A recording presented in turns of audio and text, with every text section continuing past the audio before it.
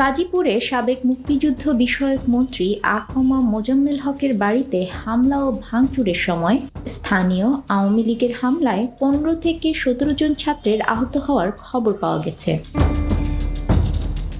শুক্রবার রাত ১০টার দিকে শেখ হাসিনার মন্ত্রিপরিষদের ১ নম্বর মন্ত্রী গাজীপুর জেলা আওয়ামী লীগের সাবেক সভাপতি আ.ক.ম মোজাম্মেল হকের বাড়িতে ছাত্র জনতার ১৫০ জন মিছিল ও বিক্ষোভ করে গাজীপুর সিটি কর্পোরেশনের ৩১ নং ওয়ার্ডের দক্ষিণ খান এলাকায় তার বাড়িতে হামলা ও ভাঙচুর করে।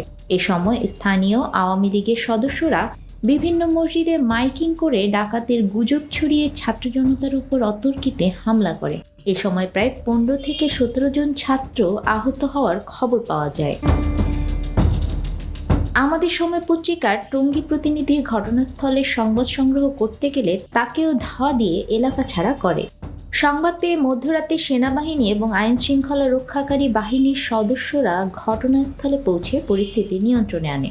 পরে আহতদের উদ্ধার করে গাজীপুরের তাজউদ্দিন আহমেদ মেডিকেল কলেজে নিয়ে যাওয়া হয়। তাৎক্ষণিক আহতদের নাম পরিচয় জানা যায়নি। এ বিষয়ে গাজীপুর মেট্রোপলিটন গাজীপুর সদর থানার ভারপ্রাপ্ত কর্মকর্তা আরিফুর রহমান বলেন, প্রাথমিকভাবে জানা গেছে ছাত্র জনতার পরিচয় দিয়ে সাবেক মন্ত্রীর বাড়িতে হামলার ঘটনা ঘটেছে। এ সময় স্থানীয় লোকজন তাদের আটক করে মারধর করেছেন। এ সময় ১২ থেকে ১৩ জন আহত হওয়ার খবর পাওয়া গেছে। আহতদের মধ্যে একজন জানান, তাদের উপর যারা হামলা করেছে তারা জয় বাংলা স্লোগান দিয়ে দেশীয় অস্ত্রশস্ত্র সজ্জিত হয়ে ছাত্র জনতার উপর আক্রমণ করে। নিউজ ডেস্ক, আমাদের সময়।